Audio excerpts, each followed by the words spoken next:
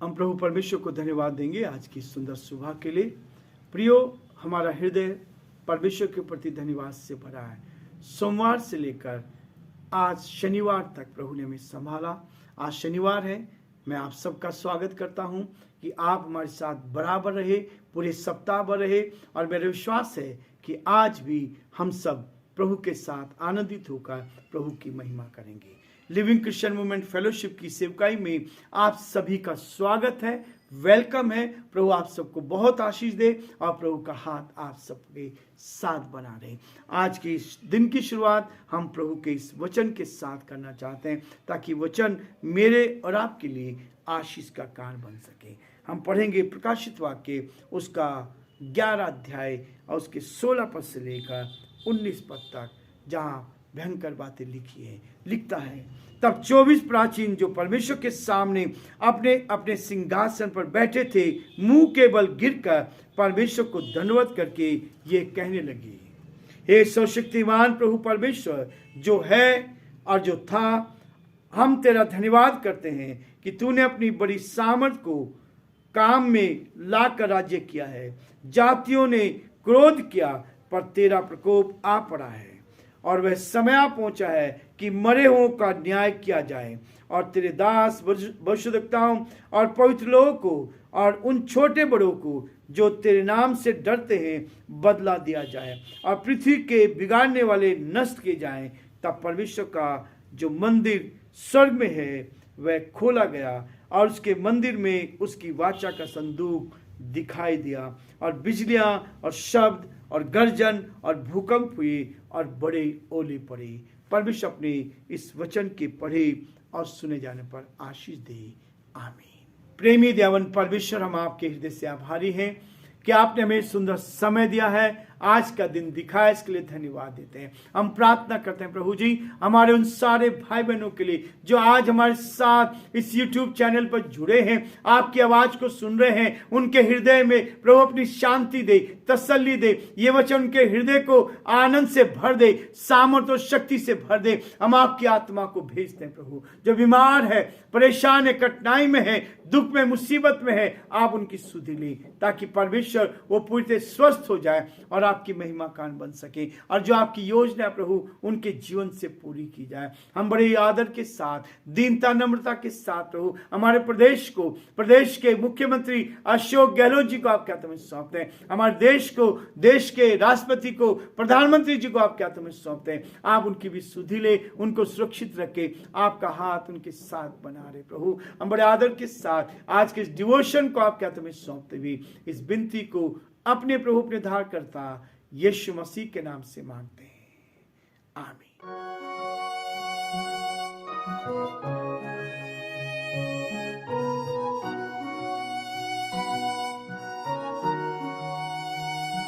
कलवरी के पास खड़ा हो,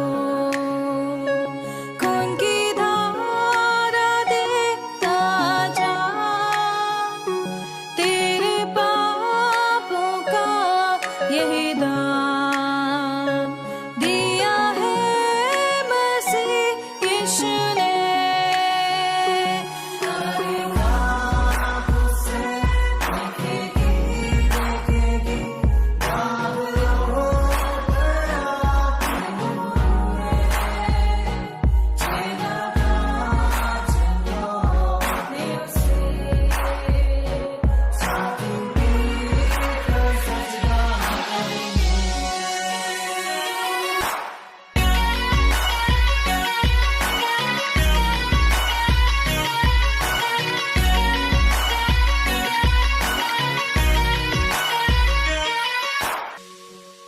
ये हुआ सब तेरे लिए, तूने भी उसे छेड़ा था,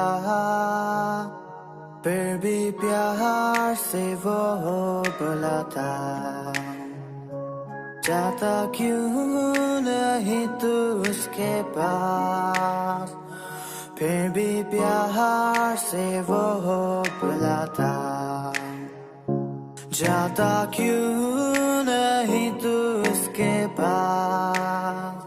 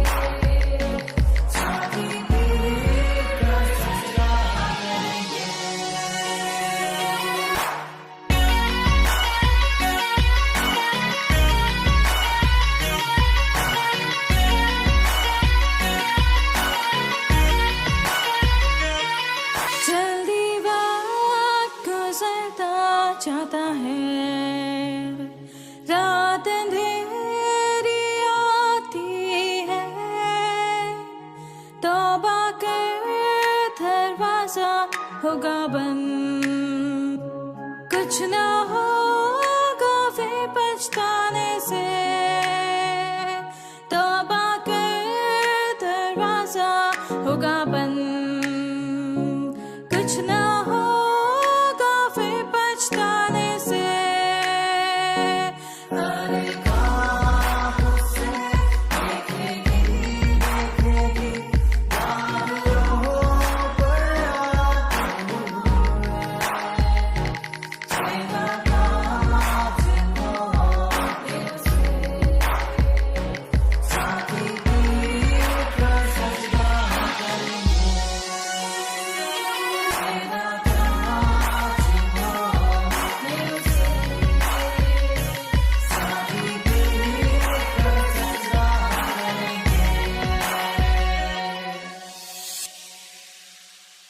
कि 2400 प्राचीन, ये 2400 प्राचीन वो हैं जो यीशु मसीह के 12 चेले, जिन्होंने विश्वास योग्यता के साथ उसके साथ जीवन बिताया और पूरे जीवन भर उसके लिए अपने भी प्राणों को दिया। वे सताए गए, परेशान हुए, कठिनाइयों में रहे, और वो 12 गोत्र, जिनके द्वारा 12 गोत्र चल रहे हैं, जो गोत्र निकाले जा रहे हैं, ये 12 गोत्र के 12 याकूब की 12 संतानों में से एक एक प्राचीन को चुना गया था। ये 12 वो और 12 चेले, 2400 प्राचीन खड़े हो गए अपने सिंहासन पर। उनको सिंहासन दिया गया था जब उन्होंने कष्ट सहा, तकलीफ सही, इस पृथ्वी पर तकलीफ सही, और वो शहीद हो गए यीशु मसीह के नाम से। और आज वो इस स्वर्ग में जो सिंहासन को मिला है, वो उसके साथ बैठे हैं और मुंह के बल गिरकर परमेश्वर को दंडवत किया और ये कहा उन्होंने, हे सर्वशक्तिमान प्रभु परमेश्वर जो है और जो था, हम तेरा धन्यवाद करते हैं। प्रियो, ये बात वो हो रही है जो घटनाएं लिखी गई हैं इस पुस्तक में लिखे, ना केवल उस समय की घटनाओं का वर्णन यहाँ दिया गया है, ऐसा नहीं है उस समय की घटना, परंतु आने वाले दिनों में होने वाली उन भयंकर घटनाओं का वर्णन यहाँ यूहन्ना के द्वारा लिखवाया गया है। परमेश्वर ने यूहन्ना को चुना और उसको चुनकर क्या किया, अपनी आत्मा से जो प्रभु ने दिखाया, उसको जो प्रभु चाहता था उसको लिखा, ताकि भविष्य के लोग क्या करें, इस बात को जाने कि अभी अत्याचार बुराई है, एक दिन आने वाला है जब प्रभु इन सारी बातों को और बुराइयों का अंत करेगा। आज हो सकता है हम पर तकलीफ है, लोग हमें पसंद नहीं करते। मैंने देखा है बहुत जगह, कई जगह, कुछ अधिकारियों के पास में बैठा था, उन अधिकारी ने कहा, दूसरे भाई, दूसरे जाति के लोग भी थे, बोला आप 6 दिन ठहर जाओ, 6 दिन के बाद हम इन लोगों का कि कैंसिल करेंगे और आप लोगों को 6 दिन के बाद दे देंगे। मैं वहीं बैठा था उनके पास, और तब मैंने उनको बोला, ये ऐसा क्यों? आज भी लोग अत्याचार करते हैं, आज भी लोग द्वेष की भावना से देखते हैं, और वो इस बात को कहते हैं शैतान और शैतान के साथ ही नष्ट किए जाएंगे। वो समय आएगा 2000-2500 साल के बाद होने वाली घटनाओं का सिलसिला लिखा जा रहा है, जो आने वाले 2-2.5 साल तक होगा। उन 2500 साल तक की घटनाओं को यहाँ लिखा जा रहा। 11वां अध्याय तक हमने अलग अलग चिन्हों को देखा, इन चिन्हों के द्वारा अलग अलग प्रकाशन दिए गए। इन प्रकाशनों के बारे में हम देखते हैं 6 अध्याय में हमने 19 अध्याय तक महाक्लेश का वर्णन देखा। इन 7 वर्षों को 2 भागों में विभाजित किया गया था। ये 2 भाग दिखे, 3.5 वर्ष और 3.5 वर्ष के से पहले 3.5 वर्ष का अध्ययन हम कर चुके हैं, और दानियल भी इसी बात में बताता है। दानियल नबी की पुस्तक में भी इसी बात को बताया गया है, और इस बात को बताता है कि 7 सप्ताह अर्थात 7 वर्ष का महाक्लेश मसीह विरोधी आ खड़ा होगा। मसीह विरोधी खड़ा होगा, और क्या होगा, सारी दुनिया का शासन अपने हाथ में लेगा, सारी दुनिया का शासन अपने हाथ में ले लेगा। और क्या होगा, उसके बाद दुनिया के लोग उस पर विश्वास करेंगे। दुनिया में जो गड़बड़ियां चल रही है, जो अशांति है, उसे दूर करने का आश्वासन यह मसीह विरोधी एंटी क्राइस्ट जो होगा देगा, और लोग उसके पीछे आसानी से हो लेंगे। आसानी से जाएंगे। ये मसीह विरोधी यहूदियों के साथ वाचा बांधेगा। ऐसा होगा, इज़राइल के साथ, यहूदियों के साथ वाचा बांधेगा। दानियल उसका 9 अध्याय उसके 27 पद में इसको स्पष्ट किया। जो मंदिर सन 70 में तोड़ा गया था, तुर्किस्तान के मुस्लिम साम्राज्य ने वहां मस्जिद बनाई और आज भी ये मस्जिद है। वहां के रब्बी लोग इस भवन को बनाने की योजना बना रहे। 30 वर्षों से फिर से इस मंदिर को बनाने की योजना चल रही। पहले 3.5 साल में यह मंदिर बनेगा और 3.5 वर्ष पूर्ण होने पर यह मसीह विरोधी अपनी वाचा तोड़ देगा।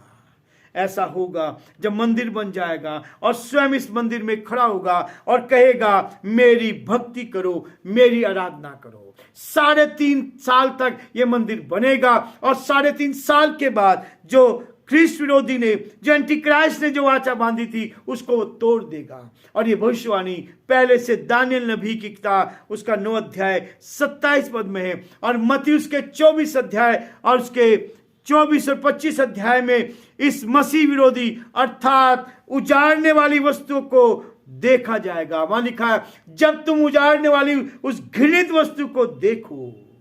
ये स्पष्ट किया गया है प्रियो। यहां वो बताता है ख्रीष्ट विरोधी, जब तुम उस उजाड़ने वाली वस्तु को देखो तो भाग जाना।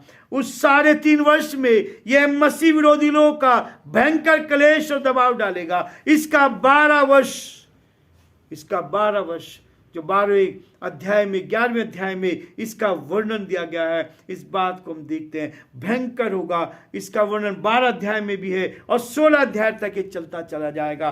पहले 3.5 वर्ष 11 अध्याय के 4 पद तक पूरे हुए। अगले 3.5 वर्ष आरंभ होने से पहले 7वीं तुर्री फूंकी जाएगी।